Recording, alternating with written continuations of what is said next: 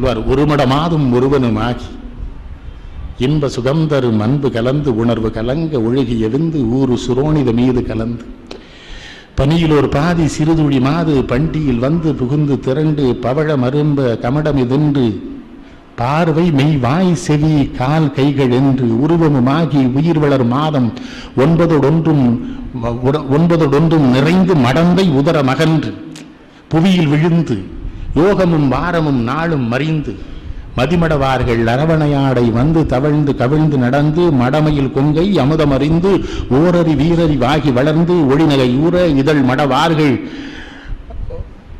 வந்து கவிந்திட வந்து தவழ்ந்து மடியில் அமர்ந்து மலரை மொழிந்து வாயிறு போயன நாமம் விளம்பி உடையணி ஆடை அரைவடமாட உண்பவர் தின்பவர் தங்களோடு உண்டு தெருவில் இறங்கி புழுதி அடைந்து தேடிய பாலரோடு ஓடி நலந்து 5 வயதாகி விளையாடிய உயர்தொரு ஞான குரு உபதேசம் முத்தமிழின் கலையும்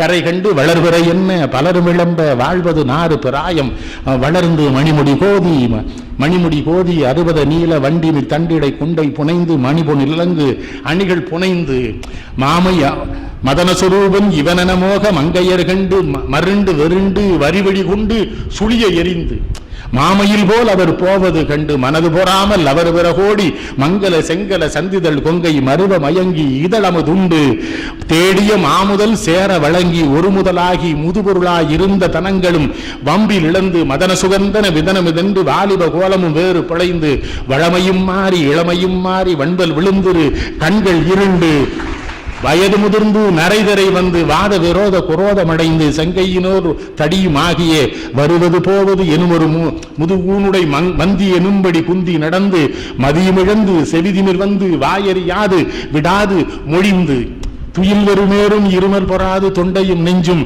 வறண்டு துவண்டு துகிலும் இழந்து சுனையும் அழிந்து தோகையர் பாலர்கள் கோரணி கொண்டு கலியுகமீதில் இவர் மரியாதை கண்டிடும் என்பவர் சஞ்சலம் மிஞ்ச கலகலவென்று மலமலவென்று கால்வழி மேல்வழி சோர நடந்து தெளிவுமிராமல் உரை தடுமாறி சிந்தையும் நெஞ்சும் உரண்டு வளைந்து மனமும் இருண்டு மிகவும் அலைந்து வேறு நல்லாதர வேதன நொந்து மறையவர் வேதம் எழுதியவாறு வந்தது கண்டம் என்று தெளிந்து இனியன கண்டம் இனியன தொந்தம் மேதினி வாழ்வு நிலாதனி நின்று கடன்முறை பேசும் என உரை நாவும் உறங்கி விழுந்து கை கொண்டு முழிந்து கடைகளி வெஞ்சி ஒளிகிட வந்து பூதமும் 4 சுவாசமும் நின்று வளர்விரை போல எயிறு விடங்க செஞ்சடையும் சிறு குஞ்சியும் மிஞ்ச மனது நெருண்ட வடிவு நிலங்க மாமலை போல் எம தூதர்கள் வந்து வலைகொடு வீசி உயிர் கொடு போக வந்திள மைந்தர் குனிந்தள நுந்து மடியில் விழுந்து மனைவி புலம்ப மாழ்கினரே இவர் வா காலம் இதென்று பழையவர் என்று அயலவர் காட பஞ்சு பறந்திட நின்றவர் பந்தர் இடுமன வந்து பறையிட முந்த வேப்பினம் வேகவே விசாரியும் என்று பலரையும் மேவி உதியவர் தாமும் இருந்த சவம் கழுவும் சிலர் என்று பனிதுகில் தொங்கல் கழபம் அணிந்து பாவகமே செய்து நாரும் உடம்பை விரைவினில் ஓடி இளைஞர்கள் குனிந்து சுமந்து கடிகி நடந்து சுடலை அடைந்து மானிட வாழ்வன நொந்து விடகுடு மூடி அழல்குடு போட வெந்து விழுந்து கருகி நினங்கள் எலும்பு கருகி அடங்கி ஒருபிடி நேரும் இல்லாத வாழ்வை நம்பும் அடியேனை.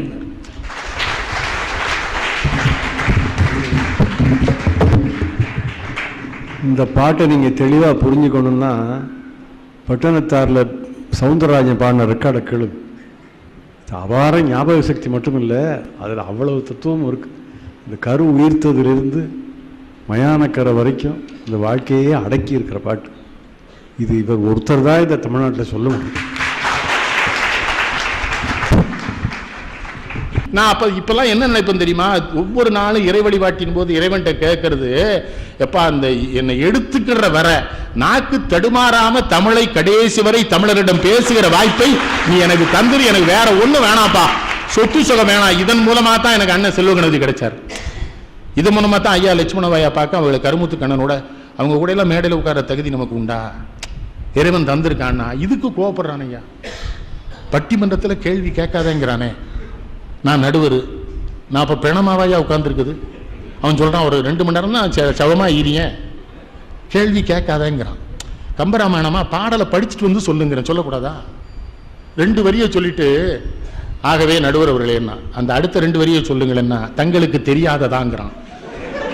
நான் உடனே என்ன பண்ணுவேன், தெரியாது சொல்லுங்க. ஏன்னா அவனுக்கு எதுக்கு இந்த ஏமாத்து? காணி நிலம் வேண்டும் கண்ணம்மா, காணி நிலம் வேண்டும். நான் ஒருத்தன் பேராசிரியர் கண்ணம்மான்னு 2 தடவை சொல்றான். நான் என்ன பண்ணையா, ஒரு கல்லூரி, அது கல்லூரி பையங்க எப்படி இருப்பாங்கன்னு ஐயாவுக்கு தெரியும். நான் திரும்ப கேட்டேன், ஐயா தயவு கொஞ்சம் யோசிங்களேன், யாரிடம் கேட்டான்ங்கிறேன். கண்ணம்மாவிடம் தான் கேட்டான்னு என்ன மிரட்டுறான். ஓ பராசக்திட்ட கேட்டான். ஐயா என்னையா கண்ணம்மாட்ட கேட்டான்னு சொல்றேன்னா அன்னையிலேருந்து அவன் எனக்கு பாக்க. நான் என்ன சொன்னேன்னா, எப்ப நான் கேட்டிருக்க மாட்டேன், நான் கேட்கலன்னு வச்சுக்க. இந்த மாணவர்கள் என்ன நினைப்பான், நடுவருமே கும்பிட்டதான் போலுக்கு, அவனுக்கும் தெரியல. இவன் அப்படி என்ன நினைப்பான்ல, என்னை பாதுகாத்துக் கொள்ள நான் சொன்னா இவங்க என்ன நினைக்கிறாங்க, நாங்க இவர்களை நான் அவமானப்படுத்துவதாக. இப்ப ஐயா சொன்னாங்க இந்த பாடலை வேற யாரும் சொல்ல முடியாதுன்னு. இந்த பாடல் படிக்கும் போது மனசுல ஏறிடும். இன்னைக்கு வரும்போது பல்லடத்துல இருந்து வர்றதுக்குள்ள 4 பாட்டு மண்டையில் ஏறிடுது. காலன் வரும் முன்னே கண்பஞ்சடை முன்னே பாலுன் கடைவாய் படுமுன்னே மேல் விழுந்து உற்றார் அழுமுன்னே ஊரார் சுடுமுன்னே குற்றாலத்தானையே கூடுங்கிறார் பட்டத்தார். என்ன ரசனையா சொல்றாரு பாருங்க. காலன் வரும் முன்னே கண்பஞ்சடை முன்னே பாலுன் கடைவாய் படுமுன்னே மேல் விழுந்து உற்றார் அழுமுன்னே ஊரார் சுடுமுன்னே குற்றாலத்தானையே. என்ன ரசனை, எரி எனக்கென்னும் ஒரு ரசனை. இந்த பாடலோட முடிக்கிற ஒரு ரசனையான பாடல். அது முடிக்கும்போது எவ்வளவு இப்படி இப்படி இப்படி தெரிஞ்சவங்க பக்கத்தில் இருக்க எவ்வளவு மகிழ்ச்சியா இருக்கு. சில பேர் பக்கத்தில் இருந்துக்கிட்டு சொல்லுவான், அண்ணாச்சி அந்த ஆண்டாள் பாடின தேவாரத்தை சொல்லுங்க அம்மா. நான் கேட்பேன், பொண்டாட்டி பேர் ஆண்டாளா சொல்லி தொலையல, ஆண்டாள் எங்கேல தேவாரம் பாடினான்னா, அண்ணாச்சி தேவாரம் சொல்லணும் ஆண்டாளும் தெரியும், 2ஐயும் சேர்த்துட்டேன், அதுக்கே வருத்தப்படுத்தியாங்க. அவன் என்ன சொன்னான், வைணவத்தையும் சைவத்தையும் இணைச்சுட்டான் அவன். இது ஒரு அருமையான செய்தி சொன்னாங்க. அதாவது இப்போ நம்ம போயிட்டு இருக்கோம்ல, நமக்கு எனக்கு பேர் நெல்லைக்கண்ண ஒருத்தருக்கு அங்கேருந்து தீ சிரிச்சுக்கிட்டு இருக்குவான். என்ன நம்ம சாப்பாடு தாங்குவான். இந்த நெல்லைக்கண்ணன் போகிறான்ல, நம்ம சாப்பாடு தான். எப்போ வர போகிறான்னு தெரியல, அவனுக்கு அதான் எரிஞ்சுக்கிட்டு இருக்கேன். எரி எனக்கென்னும் புழுவோ எனக்கென்னும் இந்த மண்ணும் சரி எனக்கென்னும் பருந்தோ எனக்கென்னும் நான் புசிக்க நரி எனக்கென்னும் புன்னா எனக்கென்னும் இந்நாருடலை பிரியமுடன் வளர்த்தேன் இதனால் என்ன பேரு எனக்குங்கிறார். நீங்க சீ நமக்கா தயாரா இருக்கு, எரிக்கிறவங்கள்ட்ட, புதைக்கிறவங்களுக்கு மண்ணு தயாரா இருக்கு. அந்த இவங்க பார்சிகள் வந்து பிணத்தை கொண்டு வீசிடுவாங்க பருந்துக்கு. பருந்து நாய் நரி திங்கு. அவங்க எரிக்கவும் மாட்டாங்க, புதைக்கவும் மாட்டாங்க. இப்ப நம்ம சுடுகாட்டுக்கு ஏன் காவலால் போட்டிருக்காங்க தெரியுமா? எந்திரிச்சு வந்துடக்கூடாதுன்னு. வேற அதுக்கெல்லாம் இல்ல, இவனுக்கே ஒரு சந்தேகம், எங்க அப்பா வந்தாலும் வந்துருவான், கரெக்டா பாத்துக்க, எந்திரிச்சு அடிச்சிருங்க, அவனுக்கு கூட ஒரு 100 ரூபாய் கொடுத்து நீ அதை. என்ன மனித வாழ்க்கையா இது. ரொம்ப ரசனையா இருக்கு. எனக்கு ரொம்ப பிடிச்ச இடமே சுடுகாடு தான். காரணம் நான் சிவபக்தன். அவன் ஆடுற இடம் தானே. அவன் ஏன் அங்க ஆடுறவனா இருக்கான் தெரியுமா? என்ன ஆடி அடங்கினாலும் இங்க தாண்டா வரணுங்கிறது தான். நீ அங்கதான். அதனாலதான் அவன் சாம்பலத்தான, சுடுகாட்டு சாம்பலத்தான அவன் மேல பூசிக்கிட்டு ஆடுறான், நமக்காக, நம்ம காப்பாத்த, நம்முடைய பிறவிய அழிப்பதற்கு. உங்களை யாராவது போய் இன்னுமா பிறக்காம காப்பாத்துன்னு கும்பிடுறீங்களா?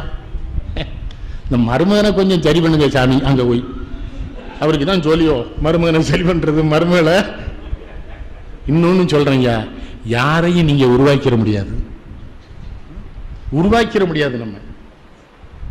அதுதான் ஐயா அவங்க பெரியவங்க சொன்னாங்கல்ல, யாதும் ஊரே யாவரும் கேடி நீர்வழி படுவும் புனை போல் ஆர்வி. இறைவன் என்ன திட்டமிடுறானோ அதான் வாழ்க்கை. இல்லைன்னா என் குடும்பத்தில் நான் ஒன்றும் எல்லாரும் பெரிய பெரிய பதவியில் இருக்காங்க, நிறைய சொத்து வசதி அண்ணன் எல்லாம் இருந்து என்ன பையன், நான் ஒன்றுக்கு ஆக மாட்டேன்னு சொல்லி முடிவு பண்ணிட்டாங்களே வீட்டில். எங்கள் தந்தையார் மட்டும்தான் சொன்னாங்க, நீ தான்ப்பா புகழோடு இருக்க போற, இவன்லாம் பெரிய பெரிய அதிகாரியா இருப்பான், ஆனால் உன் பேரை சொன்னா தான் உங்க அண்ணனை தெரியுமே, உன் அண்ணன் பேர் சொல்லி உன்னை தெரிய போறதில்லை. என் தந்தையார் சொன்னாங்க, நான் நம்பலை, உன் ஜாதகம் அதுன்னாங்க. இப்போ எங்கேருந்து இல்லாமல் கூப்பிட்றேன், அங்கே வந்து பேசுங்க, அங்கே வந்து பேசுங்க, இவ்வளோ பணம் தரோம் அவ்வளோ பணம் தருங்கும்போது பயம் வருது. மரணத்துக்கு இல்லை, மனிதனாக வாழ. என்கிட்ட பயோடேட்டான்னு கேட்டால் என்ன எழுதி வந்து தெரியுமா? மனிதனாக வாழ முயற்சித்து கொண்டிருப்பவன். நம்மெல்லாம் மனுஷனா வாழ்றோமா? சொல்லிக்கிறோம், வாழல. எங்கேயாவது ஒரு இடத்துல நம்ம மிருகமா இருக்கோம். அந்த மிருக குணத்தை அறுத்து நம்ம மனுஷனாக்கன்னா என்ன முடியும்? சிவனாலதான் முடியும், இறைவனாலதான். அதுதான் ஒன்றென்று தெய்வம் உண்டென்று பட்டினத்தார். ஒன்றென்று தெய்வம் உண்டென்று, நீ எண்ணமெல்லாம் நன்றென்று. பசித்தோர் முகம் பார், நல்லறமும் நட்பும் நன்றென்று. நடுநிலை நீங்காமலேங்கிறார். நடுநிலை நீங்காமலே இட்டபடி என்றென்று. நடுவு நிலைமை நீங்காத வாழ்க்கை வாழுங்கிறார். நட்போட வாழுங்கிறாரு. ஒரு தெய்வம் உண்டுன்னு வாழுங்கிறாரு. இதைத்தான் தமிழ் சொல்லியது. குஞ்சி அழகும் கொடுந்தானை கோட்டழகும் மஞ்சள் அழகும் அழகல்ல நெஞ்சத்து நல்லம் யாம் என்னும் நடுவு நிலைமையால் கல்வி அழகே அழகுன்னு நாலடியார் சொல்லுது.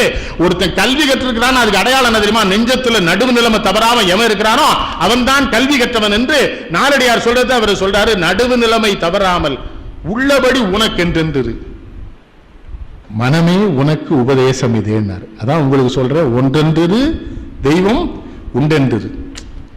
நடுவு நிலைமை தவறாத வாழ்க்கை வாழுங்கள். இறைவனையே நினைத்து வாழுங்கள். இறைவனுடைய கோயிலில் சென்று தமிழிலே அவனை வழிபடுங்கள். தமிழ்ல நிறைய பாடல் இருக்கு, அருமையான பாடல்கள். அவனை போய் அப்பன் அம்மைன்னு சொல்லுகிற வாய்ப்பு நமக்கு தான் இருக்குது. ஒரு செய்தியோடு முடுக்கிறேன். ஜியு போப் கிறிஸ்தவ மதத்தை பரப்பத்தான் வெள்ளக்காரன் காலத்தில் திருநெல்வேலி மாவட்டத்துக்கு வந்தாரு. ஆனா அவர் அங்க போய் என்ன பண்ணார் தெரியுமா? தன்னுடைய நாட்குறிப்பில் எல்லாம் மேல இமைப்பொழுதும் என் நெஞ்சில் நீங்காதான் தாழ்வாழ்கன்னு எழுதி வச்சாராம். அப்ப அவங்க மதத்தின் மிகப்பெரிய தலைவர் கேட்டுக்காரு, இது என்ன வரி போப்புன்னாரா? உலகத்தில் இறைவனை பேதப்படுத்தாமல் எந்த மதத்தவரும் எந்த நேரமும் சொல்லி வணங்குவது போல ஒரு வரியை தமிழ் தான் எனக்கு தந்திருக்கிறது, தமிழ் தாய் தான் எனக்கு தந்திருக்கிறாள், அதனாலே நான் இதனை எழுதுகிறேன் என்ற போப் திருவாசகத்துக்கு முழு உரையும் எழுதினார். தன் இளைய நண்பனிடம் கேட்டார், எழுத முடியுமா என்று. அவன் சொன்னான், இறைவனை குறித்து எழுதப் போகிறீர்கள் இருப்பீர்கள் என்று மறந்து விடாதீர்கள். அந்த இளைஞன் இறந்து போனான். போப் எழுதி முடித்தார். எழுதிய கடிதத்தை இங்கே தமிழ்நாட்டில் நம்முடைய அவர் பேர் சுப்பிரமணியருக்கு எழுதுகிறார். பல இடங்களிலே அந்த தண்ணீர் பட்டு அந்த கடிதம் அழிந்திருக்கிறது. போப் எழுதுகிறார், என் நண்பரே, எந்தெந்த இடங்களில் எல்லாம் எழுத்து அழிந்திருக்கிறதோ அதிலே தண்ணீர் பட்டிருக்கிறது என்று நீங்கள் நினைத்து விடாதீர்கள். திருவாசகத்தை படுத்தி உருகி என் கண்ணீர் வடிந்ததனாலே அந்த எழுத்துக்கள் அழிந்திருக்கின்றன. திருவாசகத்தை நினைத்து உருகி கண்ணீர் வடித்து அழிந்ததனாலே அந்த எழுத்துக்களை திரும்ப எழுதுவது இறைவனுக்கு மரியாதை இல்லாத செயல் என்று நான் அதனை எழுதவில்லை என்று போப்பே எழுதுகிறார் என்று சொன்னால், என் அருமை பெரியவர்களே, நகரத்து சமூக மக்களே, உங்களை தாழ்வணிந்து கேட்டுக்கொள்கிறேன்.